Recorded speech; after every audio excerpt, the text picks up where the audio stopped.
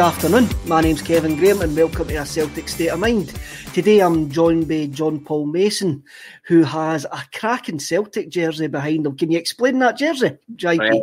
I've deliberately put it up because I probably foolishly read some comments in the first podcast, and there was a lot of fans of the other team in Glasgow, or one of the other teams in Glasgow, commenting, slagging my name. Yes, I know I have a very contradictory name. My friends in the Twilight Side call me Tim Proddy, so John Paul. And I didn't pick my surname, I didn't pick my forename either, but I was named after the Pope, Pope John Paul, Karol Wojtyła. But Mason, my dad was from Bradford, they had an English surname, so, you know, that's it. It's not, there's no lodge connotations or anything like that. But when I played at Celtic Park in a Football Aid game, I, rather than have Mason on the back of a Celtic top, I thought I'd put my grandfather's name, which is my mum's maiden name, which is Cebulski, because he was Polish. So when I played in that game in 2011, I wore that top. So that's the actual top that I wore. So. Brilliant. So you like John, like Paul John, have actually played at Celtic Park. You've had the experience of stepping on that hallowed turf. And I believe me, even in the warm up, it was a buzz. But then to actually get on for the second half and play, and then not only play but score, and then not only score but score a second. And then a second to score a third. So, and I stupidly didn't take the match ball, which is absolutely. I was just so caught up in the moment. I completely forgot that I should have taken the match ball. So I should have a match ball in here right now as well to present to you, but I didn't, and I regret that. And I played against Danny McGrain, and Joe Miller was in my team. So what a day! I've got the whole game. Brilliant. Yeah. So there you go. That's that top explained. Oh, that's magic. I must admit, I've never played on Celtic Park, but I was privileged enough to take part in the Hillsborough after the 30th anniversary of Hillsborough and the Justice campaign. I was asked to take the banner around Celtic Park before one of the games. Uh-huh. So that's the only time I've ever been on the pitch. But I remember when I was walking round, you got to one of the corner flags and you looked up at that big north stand, and you're like, wow, how small do you actually feel that park when you were walking round? And I can't imagine playing on it. It's one of those things. I always wanted to do it as a young laddie, but carrying that Hillsborough banner around is probably the closest I'm ever going to get to it now, because I'm too old now to actually even think about playing any charity games or stuff like that. So we've still got a 35-year-old in midfield, so it's not over yet. Well, we might get By the way, that's not a dig at Scott Brown. Well, I've actually got 10 years on Scott Brown, so and I haven't looked after myself like Zlatan and Cristiano Ronaldo. So I've had too many years of a rock and roll lifestyle to actually to be able to keep myself fit for that. What did you think? This is Hogmanay. This is going to be a strange Hogmanay for a lot of people. Yeah.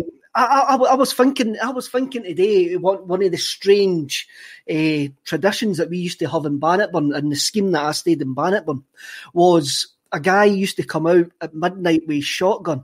And when the bells went, he would fire the shotgun. He would fire the shotgun in the air. And there was loads of kids in the scheme at that point. And when you turned 13, you got a shot of the shotgun at midnight. Oh, really? I never took a shot because basically I was built like a scalp at that point, and the shotgun would actually blew me into the following year, never mind.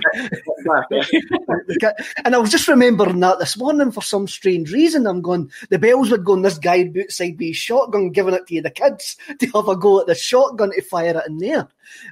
You're from Bathgate, Any strange traditions through that way?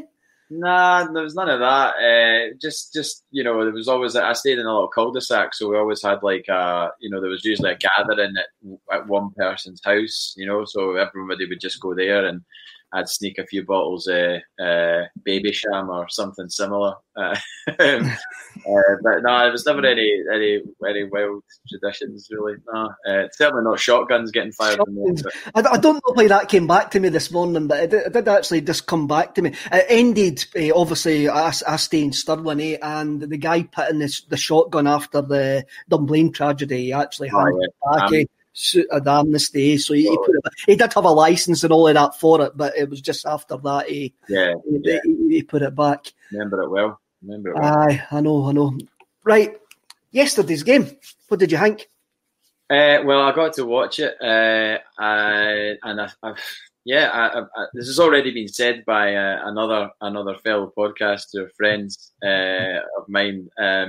They used the John Collins clip, the passing, the moving, the tempo, and it was all about that in the first half. It was an absolute joy. I was sitting watching it, going, "Is this actually happening? Are we playing this well?" And I know, you could say we're playing Dundee United, but given the horrendous time we've had of it of late, you'll take a performance like that against anybody, and got to remember we did it against Lille as well, to be fair. So, but I mean, the movement in the midfield was just brilliant. It looked like a really cohesive unit, and everybody knew their roles. And I think everybody seems to be bringing the best out of each other, which is something I've not seen in the midfield for a long time. Rather than just having like one person standing out, it's the sum of all parts. It's like everybody. And I mean, I know everybody's going to be going on about Turnbull, and I've got a friend who's like a really, really massive Motherwell fan. Like, he even goes to like their reserve games and things like that. In fact, he's the head of Rock Action Records, Mogwai's label. His name's Craig, and he's been going on about Turnbull for a long, long time, and told me at the time when we originally were going to sign him that we were getting a hell of a player. And I took his word for it, and now we're seeing it in a Celtic jersey, and he really is looking pretty special, I have to say. He's been a breath of fresh air to the side, and we're now seeing why the club were quite desperate to get him for that year. Yeah, and it does make you wonder. You hear him actually talking about what Neil Lennon says to him when he wasn't playing. That Neil Lennon says to him, "You'll get your chance." Yeah. And now hindsight's utterly wonderful, and we'll say, "Oh, he should have been brought in earlier and during that 2-12 game run that we went on." But I think we should just enjoy him just now. I mean, that's 4 goals. He's making that midfield tick. He seems to have taken, I said to Paul yesterday, that he seems to have taken a bit of pressure off Ryan Christie as well. Because there's 2 creative players in the middle of that park, and his energy, I haven't seen an energy like that since Petrov in a Celtic jersey. He's an utterly box to box player. Something, and he adds something different to that midfield. The job that he does, Tom Rogic can't do that job. And I was thinking that when the subs were brought on yesterday, I'm going, you're not bringing on like for like here. The 4-4-2 that we play with the 4 in the middle of the park, with Turnbull, Christie, McGregor and Soro, you can't replace 2 of their parts with Brown and Rogic and expect it to work, because it won't work, because it needs that certain type of energy in the pitch. I thought we were great yesterday. I thought we were great against a half decent side yesterday, and Ross County, even though they got a fantastic result against Hibs at Easter Road yesterday, Ross County are not at the same level as Dundee United, and Hamilton are not at the same level as Dundee United, and Hearts are not even at the same level as Dundee United. And it was good to actually see us winning the ball back yesterday high up the pitch, and that comes from the hunger in the middle of the park. What did you think of the partnership of Eddie and Griff?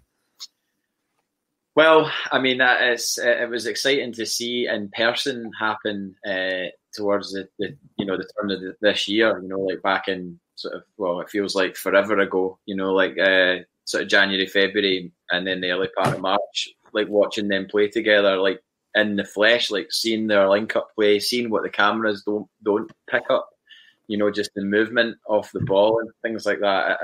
it's really, really great to see. And they've almost got like not a telepathic relationship, but Griffiths knows from training how good Edouard is, and probably knows all the buttons that he needs to press to get the best out of Edouard. So, and vice versa, like Griffiths might be a bit of a maniac, but he's a brilliant footballer and he can score goals in all different varieties of goals as well. So I think the two of them, whilst they are an unlikely partnership in terms of, they're not you could say Larsson and Sutton were maybe an unlikely partnership because they were, a Swede and an Englishman, and you've got a wee guy for, I don't know where, is Griffiths from Leith originally? Yes, somebody in the comments will probably keep us right with that, but I think he's a Leith guy. I think he's a Leith boy. You've got a Leither and then a guy that grew up in the suburbs of Paris. Do you know what I mean? So not much difference. There's a pretty mad difference, and I'm sure that they don't probably socialise outside of work, so to speak. But they definitely will know each other really well from training, and they're both good footballers, and they're both settled in Celtic and the sort of Celtic style. So it is exciting to see them playing up front again, and they're coming together at a really good time when we need them to come together. Given that on the eve of the last game against a team from Ibrox, it was Klimala up front. No disrespect to Klimala, but you're kind of going into that game with someone that's not proven at that level, whereas Eddie's done it. He's done it at Ibrox. He's absolutely destroyed them at Ibrox. Griffiths has destroyed them at Ibrox. Klimala's not done it. So to not have those potent weapons to use against them was really tough. And everybody was kind of like, in the tunnel we were beat in that game. A lot of people, if you were to ask them, would have sort of said, we're not going to win this game. But this game, at least we're going in with a fighting chance rather than being sort of down on our luck. I think where we are, we can't ask for where we've been to where we are now is probably the best confidence-wise we can be going in. We're not overly confident. I would love to be 6 more weeks down the line, and we've been unbeaten for 6 weeks. We've been scoring goals for those 6 weeks. We've been winning games for those 6 weeks to go into it. But where we've been this autumn going into the start of the winter, I don't think we can be going in with any more confidence than what we've got for just because we've had such a low starting point. I think we've had such a low starting point, and where we are, it might not be good enough. It might not, but we have. But what we're all sitting here hoping is Neil has confidence in what he's found, what he's discovered in this 4-4-2, and doesn't revert back to a formation and the players that have failed against Rangers the last 3 times that we've played them. Yeah. The last 3 times we went 4-2-3-1 and it's completely failed. The last game this season we didn't lay a glove on them. Not at all. And that was a confusing team selection that day. You mentioned Kamala up front, we had Welsh at the back as well. There just seemed to be too many doubts. And for me, coming into Saturday, Neil has to have the confidence in the players that are out there now. I mean, today's topic is obviously about Scott Brown and whether he'll come back in. I can't see Scott Brown coming back in. I personally wouldn't want him to come back in because I reckon we're at the point now we don't need to out-passion Rangers, we need to out-football them. And we haven't out-footballed them for the last 3 times. There's no crowd there, there's no emotion to actually feed off. We need to go out there and out-football them now, and that is down to the players. And we need to actually have a look at the players that are in form and play the way that we've played in the last, especially the last game there. Have a look at the players in form. And for me, that means no change. That means it's for they're taking the 4-4-2 to Rangers and go, you've never came up against this before. You've came up against the 4-2-3-1 plenty of times, and you've showed us that you know how to handle this. How are you going to handle this? How are you going to handle 4-4-2? How are you going to handle the energy of Griffiths, Eddie, Turnbull, Christie and McGregor? How are you going to handle that? I think we've got to go there and try that. If it fails, it fails. and we can stick our hands up and go, by the way, we think you've got the measure of us, but we can't just go and revert to type. If it fails, though, then you're going to have a baying mob for the manager, really, because I don't understand the psychology of this moment, because we're going into this game off the back of a decent, start of a run, really. With strong results together, we've kept clean sheets. So everybody and their dog will want that team that played, by and large, that team that played yesterday, to go and play at Ibrox. But if that team goes to Ibrox and doesn't play the way that they have been playing, is that suddenly Lennon's fault? Do you know what I mean? I don't get how. Put it this way, I can't see anything but a good performance on Saturday from that team. I don't know, unless of course we have this diabolical defending returns, and that's when the Julien thing, him potentially missing the game, is massive, I think, because I really hoped that he would play Ayer at right back and play Julien and Duffy in the middle, and then probably Taylor on the left for a bit more solidity. But looking at that team yesterday, he's probably going to play Frimpong at right back, Laxalt at left, and then he'll have to bring somebody in to play Julien, which is probably going to, given the substitution, probably going to be Beaton, or Bitten, as he was getting called last week. I don't know. I'm not entirely comfortable with Beaton playing centre half. I know that he's been a steady pair of hands in certain games, but you looked at what he did yesterday in the box, a needless shove. You do that against Morelos, he's going to run with that, and he'll be down, flailing arms and everything else. And I just think Beaton needs to be, if he is going to play, he needs to be a lot more streetwise than that, because they're going to be pulling out all the stops to do everything they can to get a win, especially if we start well against them. If they get breaks against us, then they're going to use what they can to get an advantage. You have a look at the Hearts Cup final. Any time a ball went into the box, we looked like we were going to lose a goal. Yeah. And that's been the case for months now. And we can't take anything away from Rangers. They've got decent delivery from their two fullbacks, and Tavernier and Barisic as well. And we've got to stop that. We've got to stop giving away two cheap free kicks. Yeah. Round about the box. That's the thing. The daft thing is we do give away cheap free kicks, and you go back to like the Christie tackle in the Milan game, like absolutely wild tackle on the edge of the box that gives them what was essentially a penalty, because obviously the free kick was excellent. But there's got to be a discipline about the players, amongst everybody across the pitch. There has to be a discipline, and remember where you are on the pitch when you're giving away a foul that is in a dangerous area potentially. If it's anywhere wide left or wide right, they've got people that can swing in a ball, and Goldson's proved it this season that he'll eat it up in the box, and he's scored a crazy amount of headers I've seen from stats. So it's all about discipline of position, I think, as well. Folk getting caught out of position is a worry.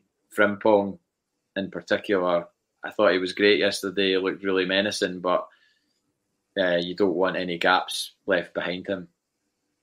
I do worry about Jermaine. I really do. I think it would be really harsh to drop him after his performance yesterday. Yeah, I think it would be really harsh. But like you, I would like to see Ayer at right back, but I think our hands are going to be tied because Julien's not going to be fit, and we are going to. There's no way he's going to be like that knock.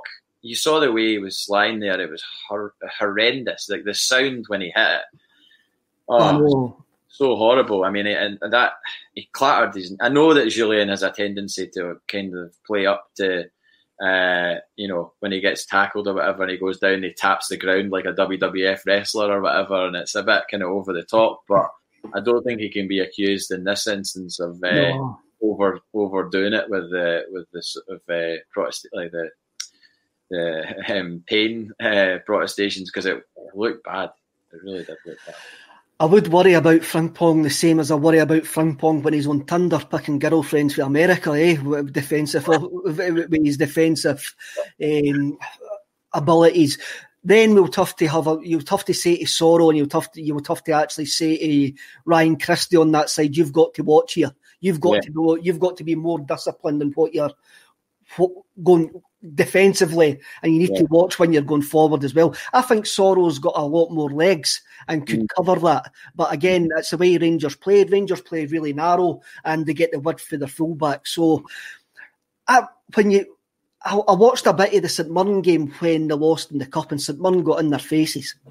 And I really think that we need to play on the front foot. I think we're better playing on the front foot than trying to sit in.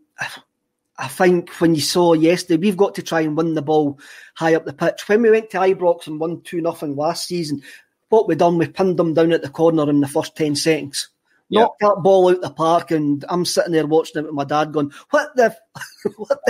And we pinned them right there down in the corner. And he says, we're playing on the front foot here. I think we need to do that, and that's what I'm meaning about out-footballing them. There's going to be no baying 50,000 mob there anymore. We've just got to take our game to them.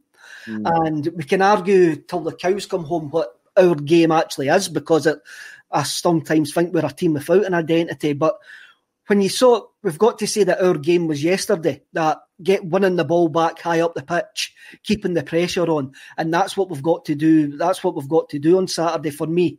If we go there and try to adjust our game for them, then I think we're just playing into their hands. And I think we maybe done that at the first game of the season. I think our team selection at the first game of the season against them showed a hell of a lot of doubt, and I think they actually thrived on that. The fact that the team was leaked as well, I mean, I still don't understand how that is happening. And that's a thing, or it was a thing. It's not anymore, but it made me feel sick seeing people saying on Twitter, so anybody got the team yet? Just sort of sarcastically saying, anybody got the team yet? And it's just like, nobody should know the team apart from Neil Lennon and the players that are playing. And if anybody else does know it, they certainly shouldn't be telling it to the press or leaking it on WhatsApp or anything like that. I mean, that's just a despicable thing to be happening. So the fact that the Rangers players knew the team on the way to the ground, or if it was the night before, I think Goldson said somebody texted him with the team, and he was like, that can't be the team. That can't be the team. And it turned out to be the team, and it's just like, well, no, that's you're giving them an inch there straight away, and well, hopefully there's none of that. But it's like, speaking about Brown and the whole Brown era legacy and everything else, and managing the sort of end of that, because obviously it is the end of that. I mean, I might actually add, there's a player in their team who's the exact same age as Scott Brown, who nobody's talking about that being the end of his time or anything like that. But it's because he went away and left them when their ship was sinking, and then came back. Steve Davis, obviously. Steve Davis is 35. No one's talking about, will Davis start or won't he, or is Davis past it or isn't he? It's just all about Scott Brown. But that's because Scott Brown's been here throughout this whole time. And it's also because I think Scott Brown is a different type of player to previous players that we've had to manage out of the team, like Neil Lennon, Paul Lambert, Tom Boyd. These guys were not the all-action sort of competitive midfielders, really. I mean, Lambert more or less stayed in the same area of the pitch, whereas Brown, we're used to rampaging around and flying into tackles and noising folk up, and him missing from the team seems to be a bigger deal than maybe those players in the past have been.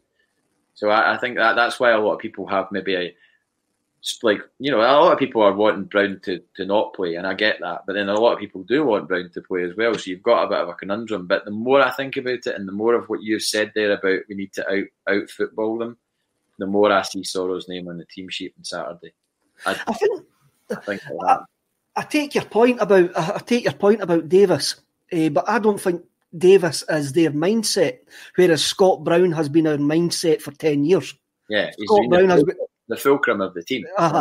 And Davis as well, one of the comments, it's disappeared now, but one of the commenters was quite right, and he actually says Rangers can rotate their team better because they play the same way week in, week out. And you could replace Scott, you could replace Steve Davis with Glenn Kamara and you'll get the same sort of formation, the same sort of performance because of the way that they play. Mm-hmm. Scott Brown is more than just a player to that Celtic team, and I think that's why it's a bigger deal. I think Brown, I would love to see Brown on the bench and come off if we're 1-0 up with 5 minutes to go to absolutely wind them up, to take the focus of them going away to try and get an equaliser. Go, no, you're going to focus on me. You're going to focus on me for 5 minutes here because I'm going to kick one of these as soon as I come on. I'm going to cause a stushy here. No, remember he done it in a League Cup final against Aberdeen when Aberdeen were getting back into the game. Brendan Rodgers brought him on with 9 minutes to go, and the first thing he did was he halved Lewis Ferguson. And what was the guy's name? Is now at Derby with Aberdeen. One of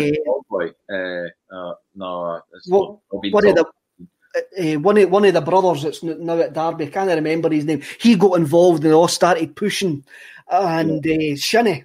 Jungle Lions just came in. He got involved, and Aberdeen, all the pressure that Aberdeen had in the 10 minutes before that disappeared. Because they then started focusing on Scott Brown. They then started taking the game to Scott Brown rather than trying to equalise. And I can see that more and more in a Scott Brown role. Yeah. I can see that more and more coming in to when Brown's going to get used. I mean, you look at the Hearts game. You had Naismith there who was going to wind us up. Mm-hmm. You had Halliday there who was now going to wind us up. The last couple of Celtic Rangers games, Brown's job has been to try to wind up Morelos. Yeah. And just leave that.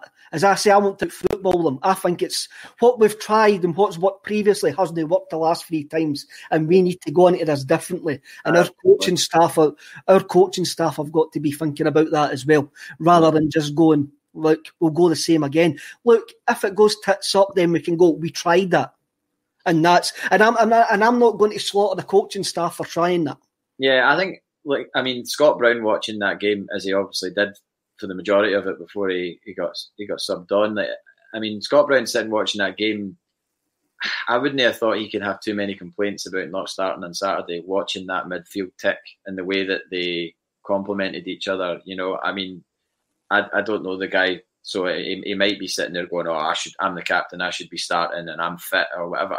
He might be thinking that, but at the same time, he might be like, look, I need to say and understand what is for the good of this team and the good of this club, and the good of this team and the good of this club is functioning, free-flowing midfield that, regardless who was in that opposition yesterday, any team in Scotland would have struggled against Celtic the way they played in the first half yesterday.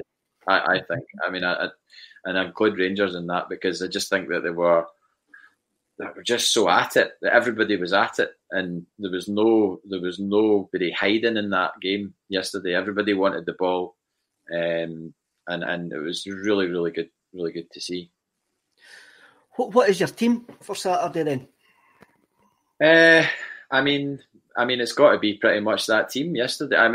I would play Taylor instead of Laxalt. I don't dislike Laxalt. I think Taylor hasn't really done a lot wrong, and I've started to see a few appreciation posts creep up for Taylor from people going, posting a picture of him and then going, this guy doesn't get enough credit, and posting his stats and all that kind of thing. And I just think, I don't know, I just think that I've got a feeling that Greg Taylor would be a better option at left back than Laxalt for this game anyway. Centre half, I actually think I would probably bring Duffy back in over Beaton at centre half. I think Duffy, people talk about Lennon and his man management and things like that, and it's all about the timing of putting people in. You spoke about when we put Turnbull in. If he'd have put Turnbull in amongst that time when the pressure was really on and the team weren't playing well, that wasn't the right time to put Turnbull in. He picked his moment, and he got a moment by luck in the terms of the Lille game being a dead rubber for us anyway. It wasn't a dead rubber for them, let's not forget that. But he got that opportunity to play them that night, and they were hungry and they were ready. Their mindset was right. They trained well. They were fit. They'd seen the mistakes that other people had been making in the team, and they knew what to do to make things right. And they did. and from then they've kicked on from there. So I think the way he took Duffy out of the team when he could obviously see he was having a bit of a nightmare, things weren't going for him. He was making mistakes, not being the player that we know that he is. And I think, it could be a masterstroke to play Duffy on Saturday. I think, given that he's a proven international centre half, and he's a Celtic fan, and you're giving an opportunity to him to go and play in one of the biggest games of the last 10 years, how could you not be completely and utterly psyched and motivated for that game? Mm-hmm. And, I would go with that. And then midfield, as is, you've won me over in terms of the Brown-Soro argument. I think we have to out-football them, and Soro's the right move on that front, and then Griffiths and Edward up top. That's it. I agree with you. My team's exactly the same as yours, and I says that yesterday. Stevie Mullen, I'm not being rude here by looking at my phone. Stevie Mullen, who's usually on a Thursday, sent me a message, and his team is really interesting. I'm going to read it out because Stevie kens a lot more about football than me. Mm-hmm. So his team's a 4-3-3, and they're going to and it's for a match-up basically. Mm-hmm. So his team's Barkas and goals, Taylor at left back. As you say, there's a whole load of appreciation coming out for Greg Taylor now, which is no surprising to me. I've backed him quite a lot. I think Taylor's a decent player. Mm-hmm. His centre half pairing is Duffy and Julien with Ayer at right back. His middle three is McGregor, Soro and Turnbull. And his front three, I'm going to go for the right-hand side here because your left-hand side might actually cause your jaw to drop. The right-hand side is Christie, mm-hmm. Edouard, and who do you think he's got on the left-hand side? Mikey Johnston. Diego Laxalt. Oof. Wild. So when I saw this, I went, that's a really interesting thought. And he's actually gave me his thought process as well. So I'll read out his thought process. It's a 4-3-3, and everybody matches up with an opponent. Ayer versus Kent, Taylor versus Hadji, Duffy Julien versus Morelos or Roof, McGregor versus Aribo, Turnbull versus Davis, Soro versus Kamara, Christie versus Barisic, Eddie versus Golson, and Laxalt against Tavernier. Right? And he says, happy for their other central defender to get the ball. The way they play out is for Golson to look for Tavernier, and if he's not on, to play into the midfield. And the midfielder lays it to the right back or back to Golson. If we cut off that avenue, it's a punt up the park. So that's the reason that he's playing Laxalt out there to give basically stop that out ball to Tavernier. Yeah, it's an interesting one. I don't see Lennon. I mean, it'd be mad if Lennon just suddenly went, "Oh, I'm just going to completely change the formation." I think if that dropped on Saturday morning, I think the majority, I think Celtic support would go into meltdown on Twitter, and be like, "What's he doing? I can't believe he's changed it," and blah blah blah, and just it would be mad if that happened. But would we be really surprised knowing Neil Lennon's history? Well, yeah, it does like a wild card, but I think in this scenario, he's built this team over the last, 3-4 weeks. He's built this team up with Ibrox in mind. You'd like to think that a football manager thinks like a snooker game and is thinking, 3, 4, 5, 6 shots ahead. So I would like to think that Neil Lennon thinks like that.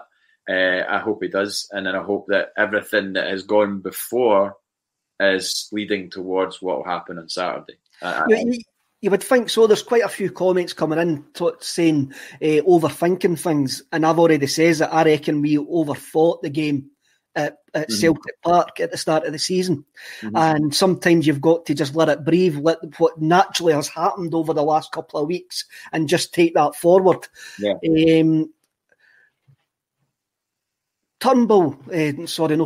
Julien being missing is a big miss. Mm-hmm. And that means a massive decision is not going to be in goal, which everybody would have thought before this game. Mm-hmm. The massive decision is going to be in the middle of the defence. Mm-hmm. I'm like you. I would probably bring in Duffy, but it's more than likely that Neil Lennon's going to go with beat on or bit on. What do you think of that? Yeah, I mean, if you go by the fact that he brought him on as a sub yesterday to replace Julian, then he must have just thought, right, well, if this is going to be the case, then I'm going to need to give these guys some time together yesterday. I hope that's not the case. It might not be the case because every game is an individual sort of decision. Like, it's not as if, just because that happened yesterday, that's going to happen on Saturday. I don't necessarily think that's the case. Like you said, he's a wild card, and he might be protecting Duffy or keeping Duffy wrapped up for Saturday. He might have just thought, I'll just stick on Beaton because we're winning. Because what was the score at that point? Was it? We were 2-0 up. As I says on the post match yesterday, I reckon he brought on Beaton because the way the game was going, and we were going to have a lot of the ball. Yeah, that was the only reason I thought he brought on Beaton. Yeah, so that might not be the case. That a lot of people, and myself included, would think, oh well, he's brought on Beaton because that's who he's going to play on Saturday if Julian's missing. But that might not be the case. I think Duffy's got a point to prove.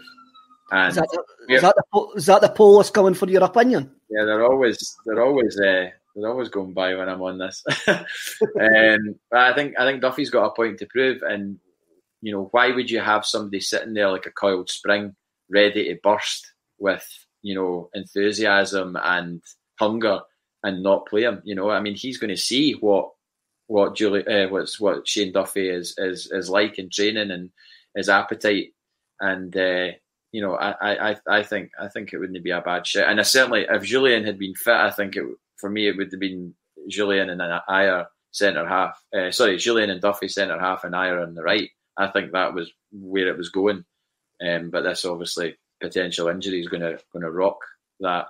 But somebody said in the comments there, when was the last time Brown played well against Rangers? You have to kind of go back a while. I think maybe to the game where we won the league against them. I think, was that the game? Was it when Forrest scored? Brown played well that game. When Forrest scored the winner. But it is a while. You've got to admit, it has been a while since you've kind of thought Brown bossed that game. Yeah. I do agree with you. There was another comment there. One of the Facebook users actually says Beaton has previously been brilliant at Ibrox, and that's true as well. So that could maybe come into Neil Lennon's thinking as we're going forward. I says yesterday, and I'll repeat again, I reckon the next 4 weeks are massive for the short term and the long term future of Celtic. Not just in the results, or what happens on and off the park as well. John Sanderson, I'm going to read this. I was quite confident about going into the game at the weekend, but listening to yourselves is making me nervous. I think we've been quite positive, actually. I think we've been quite positive, actually. I'm not one to be like all gung ho and blasé and like, oh, we're going to do this or we're going to do that, and we are not in a position yet to be talking like that. Like we're, as Neil Lennon has said, it's one game at a time. It's baby steps. And let's not forget, a few weeks ago, there's hundreds of fans outside Celtic Park with a sack the board banner. That's where we were a few weeks ago. And that's certainly not left my memory. It was horrible seeing it.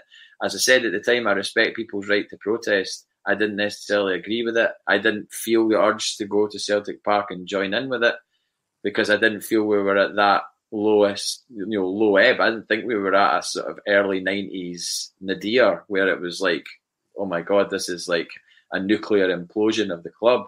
But at the same time, it's just like, we can't, just because we've had a few good results and, strung a few performances together, we can't be going there going, we're going to hammer Rangers, the good old days are back, and, it'll be 3 going on 4, because they're a unit, they're a machine, and they've been playing well, they've been churning out results. Yes, they've maybe slowed down a little bit of late, but they're still going to, they've got the opportunity to put their foot in our throat here, and I can't believe that they have that opportunity, but they have by design and by fortune, with the way that the games have gone and the way that the games we've missed, has allowed them to have this huge lead.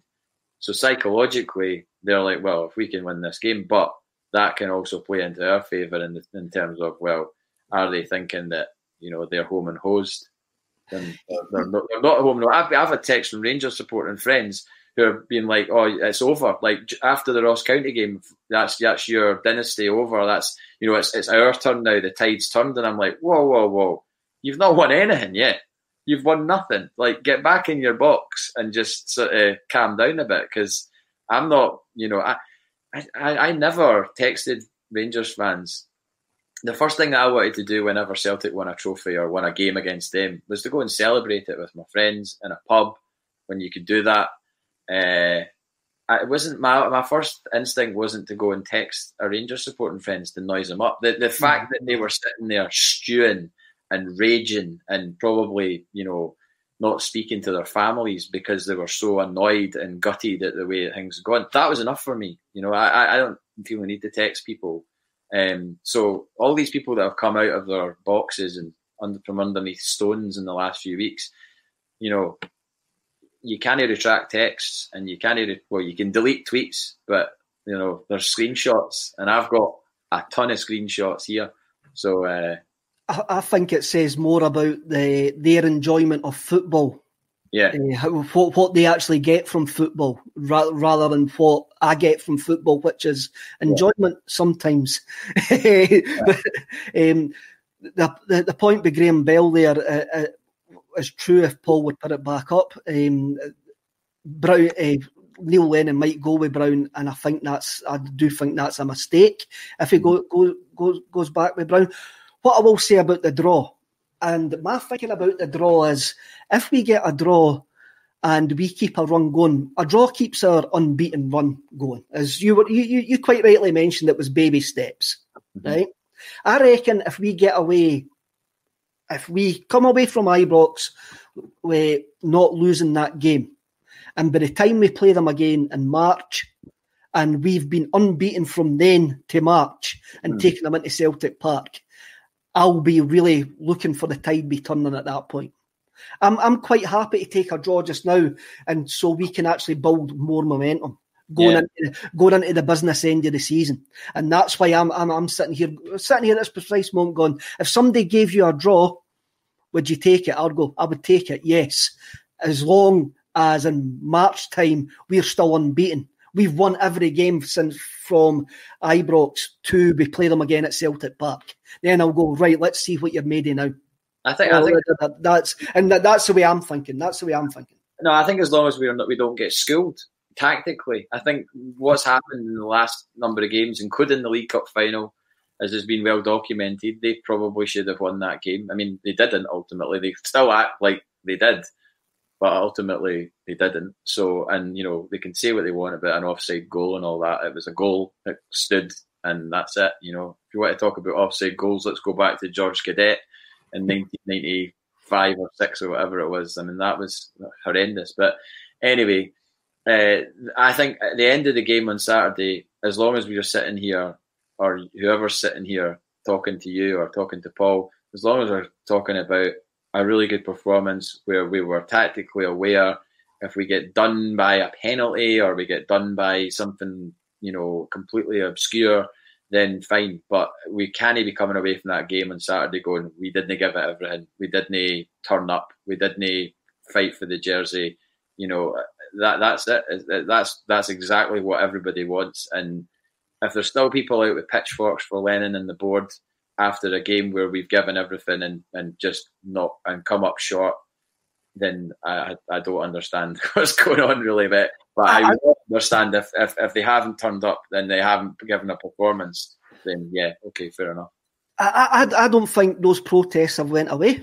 I still think they're there, and I do think a defeat, as you say, a defeat where we get schooled once again, then the pressure's back on Neil Lennon, and those voices will be to the fore again. Screaming.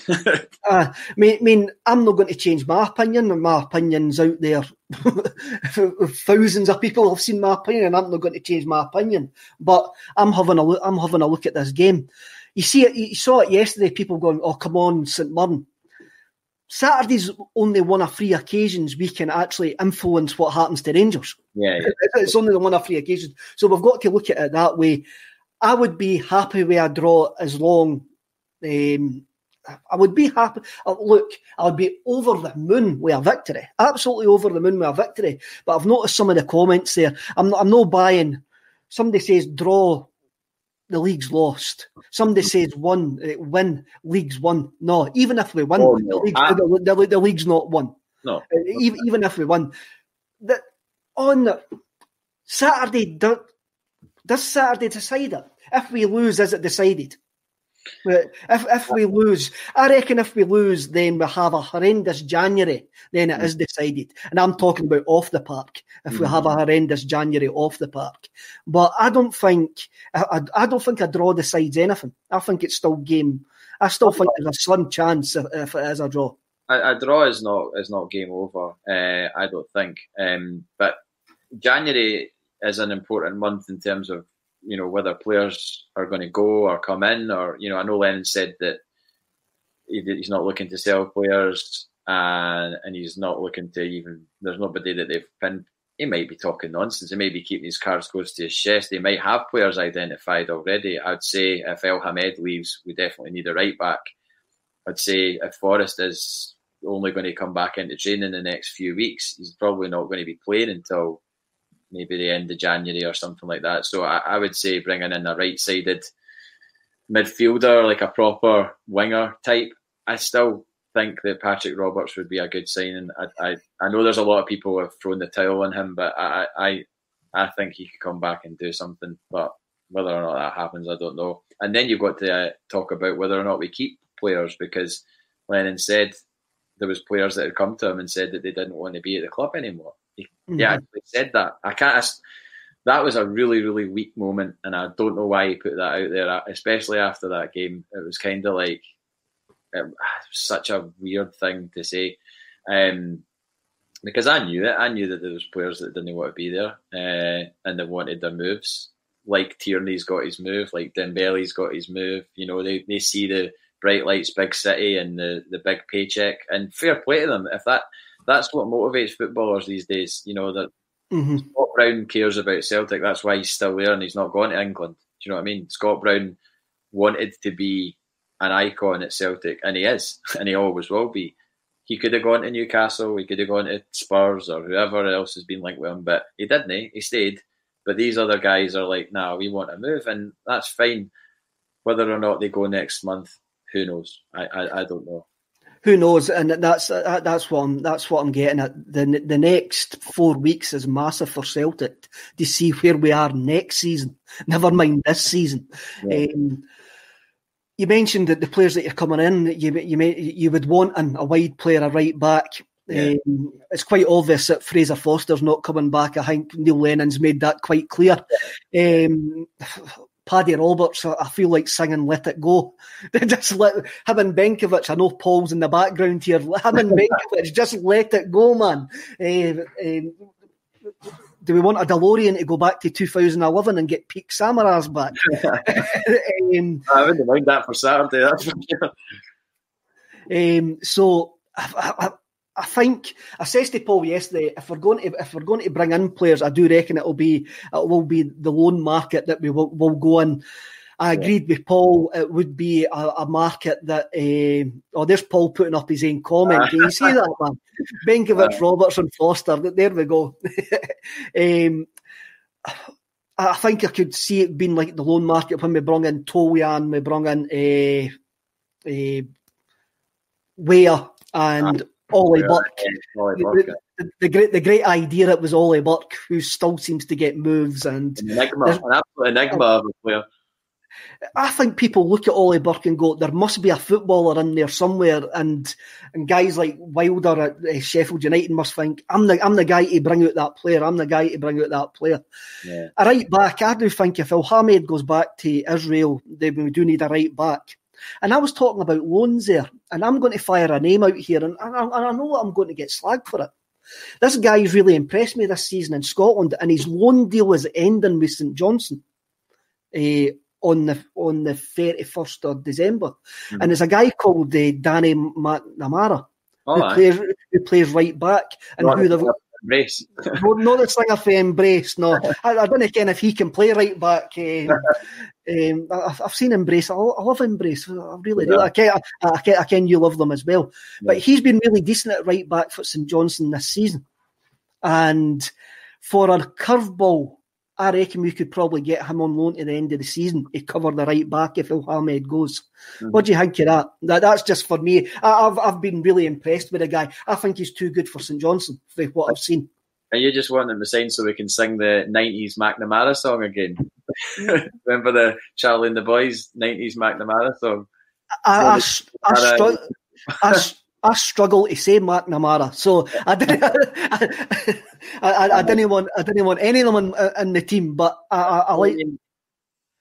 People dismiss sometimes like players that play in our league, and I think more fool them to sort of say that, because remember we pulled the gap out of nowhere from Hibs for 50 grand or whatever it was, and he went on to be unbelievable for us, he was an incredible signing, and I think, was that not McLeish's fault for not tying him down in a deal?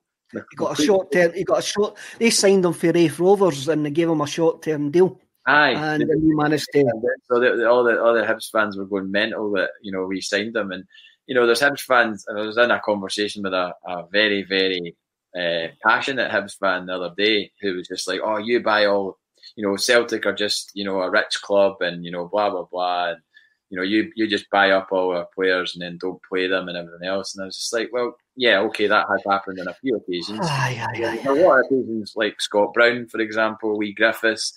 That's just the nature of football. It's not like Barcelona don't sign players from the Spanish league and then develop them, or Bayern Munich in Germany. That it happens in leagues. It's just the nature of the order of the tree, so to speak. So like I would not hesitate at going for somebody that's performed, like Greg Taylor, for example. Greg Taylor performed consistently for Kilmarnock and earned himself a transfer fee of £3 million, which we paid that in Turnbull from Motherwell, as well, paid that. So I think if guys know the league and they've had that sort of grounding against all the teams and have played consistently well, then I wouldn't be against it. But I think we definitely need a right back to come in, I would say. Danny, see, I can't say McNamara. That's why I didn't want us to sign any more of them. But this guy, the guy for St Johnstone, is also a Republic of Ireland internationalist. So there is pedigree there.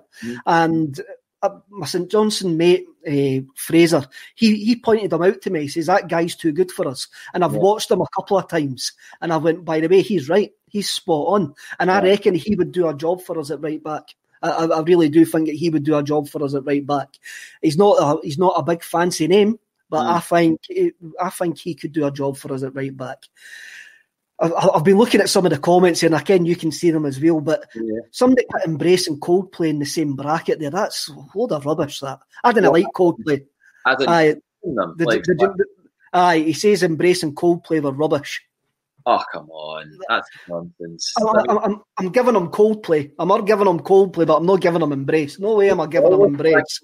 People see, I saw Coldplay at the Liquid Room in the year 2000, just as Yellow had come out in parachutes and all that, and it was absolutely amazing. And I've always liked them since that moment, and I know that they're considered a bit sort of, mediocre or bland or whatever, but I think they've got some great songs, and you don't get to that level of success unless you're half decent. It's not, they're not Star Sailor, for example. They're strangely enough, I went to see Spiritualised, and the bass player for Star Sailor now plays with Spiritualised. He's in Jason Pierce's session band. Which I found completely mind blowing when I found that out. That he's now that the guy for Star Sailor has now got a decent gig. Well, I mean, I certainly wouldn't hear a bad word said about either of those bands, but I get that they're not everyone's taste. But as Paul's saying, if Coldplay weren't massive, you'd love the first few LPs, Kev. Well, I'm sure I'll maybe need to go back, because he did eventually convince me about Radiohead. And when I was mentioning what convinced about Radiohead, are you? I had to be convinced about Radiohead, and since I've been working from home, I've actually worked my way through their whole albums, I'm now going, how come it's took me 23 years never to listen to OK Computer? And I've missed 23 years of having OK Computer in my life, so that's so I'm not willing to write everybody off. On some days of the week, OK Computer is my favourite album of all time. You know, like, you could catch me on a Tuesday and ask me, and I would say OK Computer, because I just love that record so much. I bought it the day it came out, just on a whim. I was like, I'm going to get that because I kind of like Paranoid Android, the single that was out, and I got it. And I went home, listened to it, and then I listened to it again, and then again. I listened to it 3 times in a row, and I hadn't done that with an album maybe since, I don't know, Morning Glory maybe.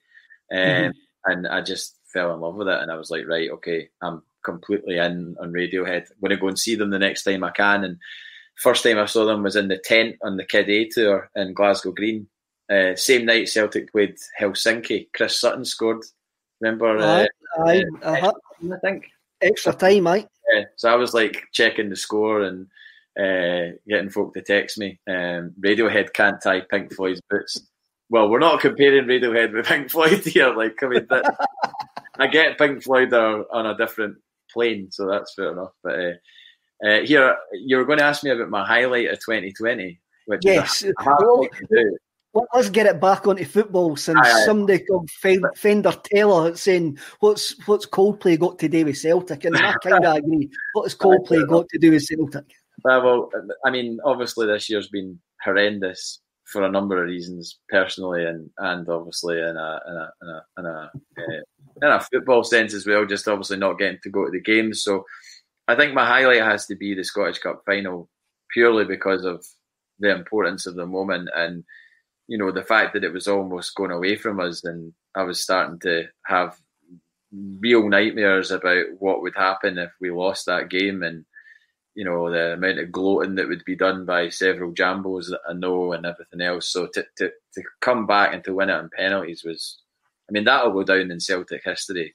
For the fact that it'll be the first Scottish Cup final that was played without any fans, you know, and the fact that it was like Conor Hazard that was in goals and a penalty shootout, you know, Christopher Ayer thumping home the winner. I mean, it was absolutely amazing. But the highlight for me, other than that, would be the first half against St Johnstone at McDiarmid Park in February, when we absolutely blew them away. That first half was like complete and utter perfect football. And yeah, you could say it's St Johnstone away or whatever, but it was just, and to witness that sort of comeback from the defeat against Rangers at Parkhead, and just to see the team like absolutely playing with a freedom that was, you know, it was amazing. And I was obviously going to the games, so that I missed that so much, that aspect of going to the games. And like actually just being there on a freezing cold night in, you know,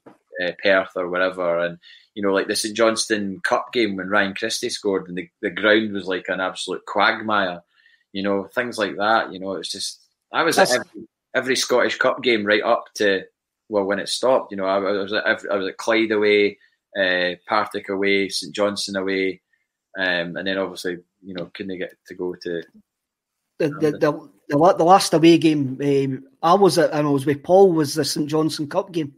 That was the last away game. That was the last away game I was at. I do miss it. I do miss going to the games, but there's a worldwide pandemic, and it's something that we just need to.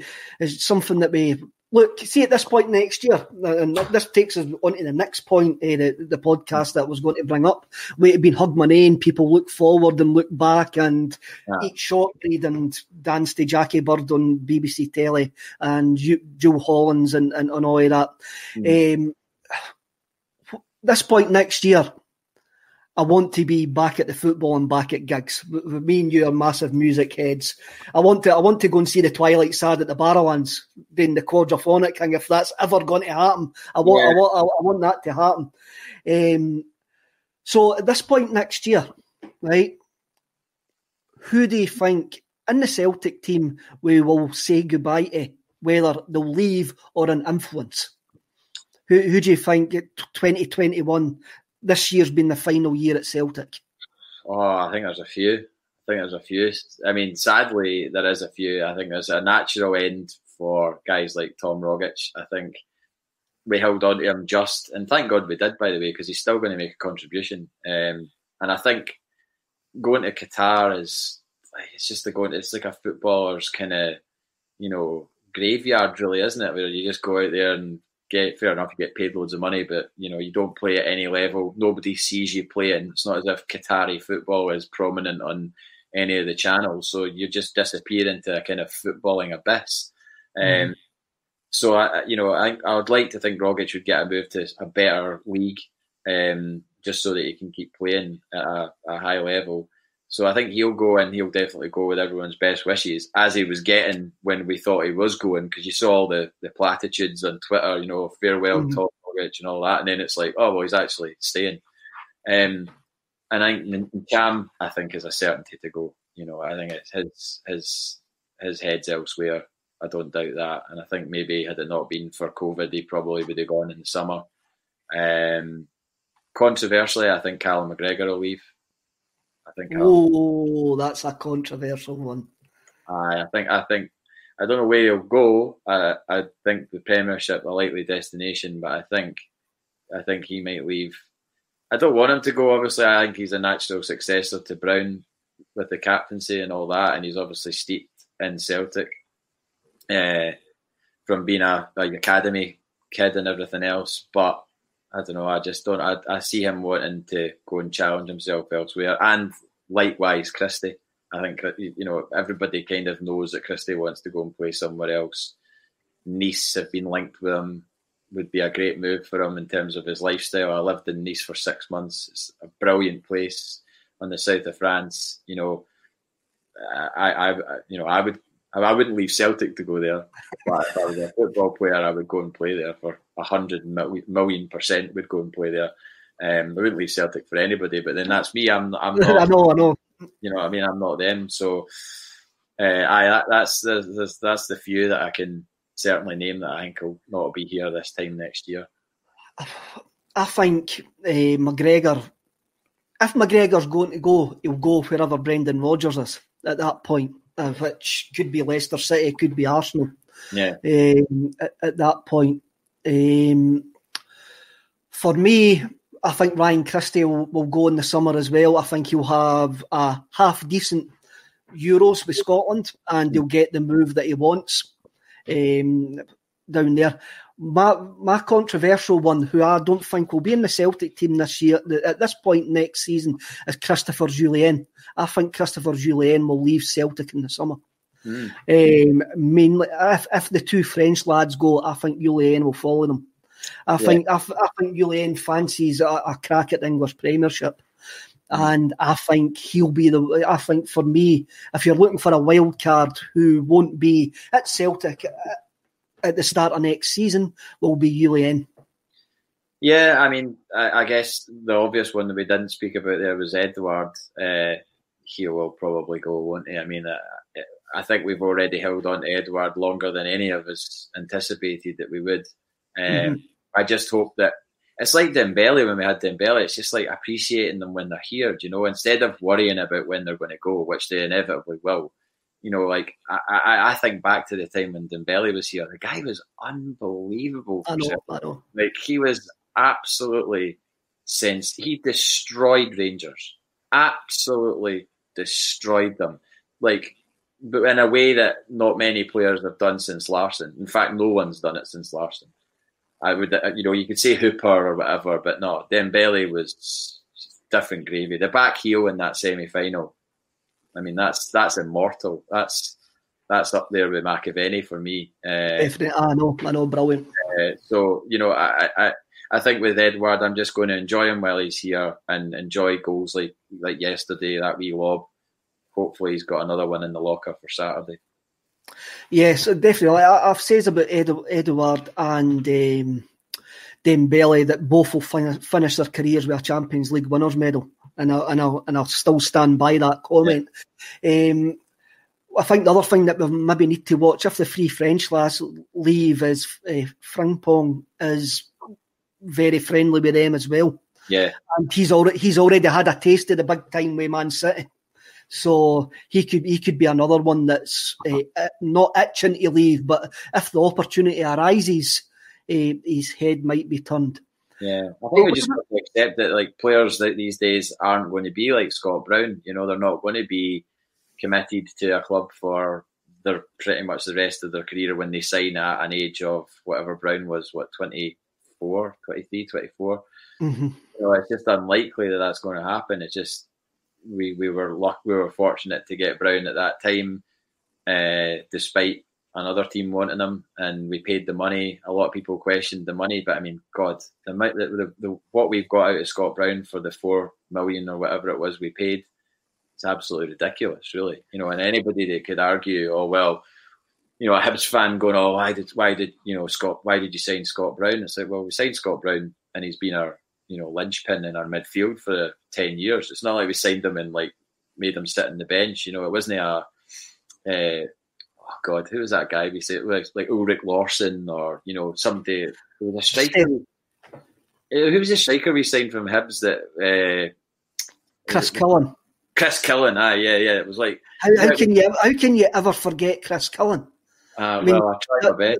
That last minute winner against Gretna at Fir Park, we'll always have that moment, me and Chris. With my, as I say, I think Julian could be a surprise one to leave. And so the next question that leads on to who will we be sitting here raving about on Hogmanay 2021? And I'm going to come in. I'll come in with mines first. Okay, give you a bit of time.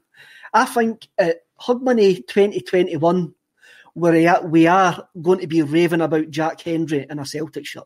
Oh, wow. See, I don't have a problem with that. I thought Jack Hendry was treated really, really badly. And see, if you look at the run of his games, it was all games we lost. And it was just a bad run. And I think in those 3 games, the Celtic support made up their mind about Jack Hendry. Mm-hmm. And he wasn't responsible solely for the losses. It was a team thing. Kev, you on the glue now. But I really think that Jack Hendry got a rough ride of it. You know, I'm not saying he's going to come back and become a Celtic captain or anything mental like that. Do you know, I remember one time, guy next to me, and I sat in my old seat up in the Jock Stein stand. So I had a season ticket from 98 to 2008 in the Jock Stein stand, and there's a guy sat next to me, and Raphael Scheidt came up for a header and put it. I don't even know if he headed it or it was a corner. And then as he was running back to the halfway line, the guy next to me went, "See the way he's running back to the halfway line there, son? Reminds me a lot of big Billy McNeil." I was like. The way he's running back to the halfway line reminds you of Billy McNeil. I'm like, that doesn't say much for Billy McNeil if that's, you know, or it doesn't say much for Raphael Scheidt if that's your only comparison is the way that he runs back to the halfway line. I just went, nah. Well, the guy who scouted Jack Hendry says he was like Beckenbauer, sorry. He did say that. And I reckon him getting... taken out of Scotland, going to Belgium, going to a decent league in Belgium, and just getting himself a time to breathe out with the whole bubble of the Scottish game will do him good in a summer which looks like we are going to rebuild. And I'll also say as well that I reckon it'll be Hendry and Greg Taylor. We'll be looking at Greg Taylor completely differently at Hogmanay 2021. I was going to say you got Jackenbauer. Are we going to bring Shved back from Belgium as well and really make it a party then? I just have. I think I don't think I can't see a future for him at Celtic. He sounds like his attitude seems to be utterly stinking. The has been terminated. Yes. But I do have a bit of hope for Jack Hendry. I really do. I do think there's a player there, and I do hope that this year, taking him out of the firing line completely, sending him to Belgium. He's been really, really good in Belgium. Will do us good in the long term. Yeah, I've got a feeling Mikey Johnston's going to be a first team starter by then. I think Mikey Johnston will be, just from what I've obviously only seen what everyone else has seen of him, and he's never really had a consistent run of games, but I think he might take one of the midfield places that's up for grabs. When there's departures in the summer, inevitable departures in the summer, I think Mikey Johnston has what it takes to be a proper first team player at Celtic, whereby his name's on the team sheet, like a McGregor or like a Christie or whatever. I just provided he steers clear of injuries, because obviously he's had his problems with that. But I really like him. I think he's a really lively, very kind of unpredictable player, and we've not had anybody like that for quite a while. I don't think somebody that can just, open a tin of beans with his left foot. There you go. There's one of your analogies. So Sean F is commenting, Luke O'Connell will come through next year, guaranteed. There's another one as well. If there could be room open up in the squad if Cham and Christie leave, then there could be room for him. Mm-hmm.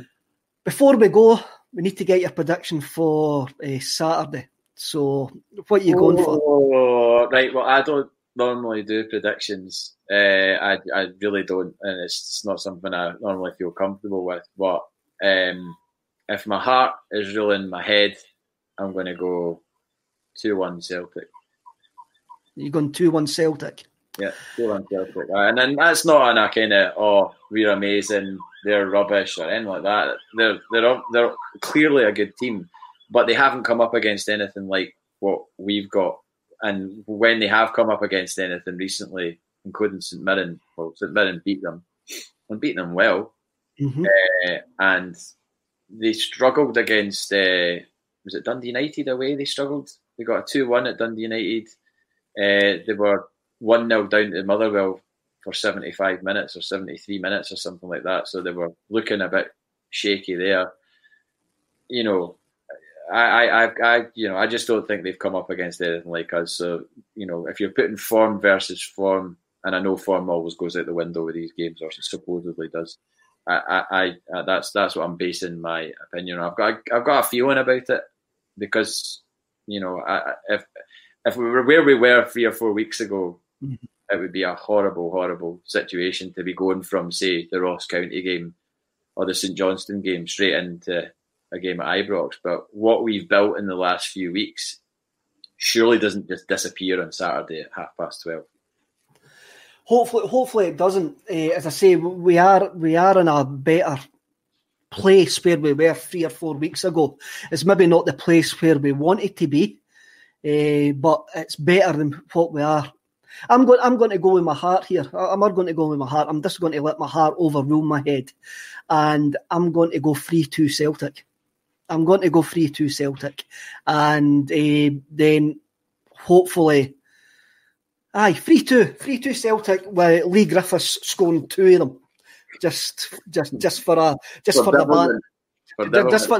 banter, like.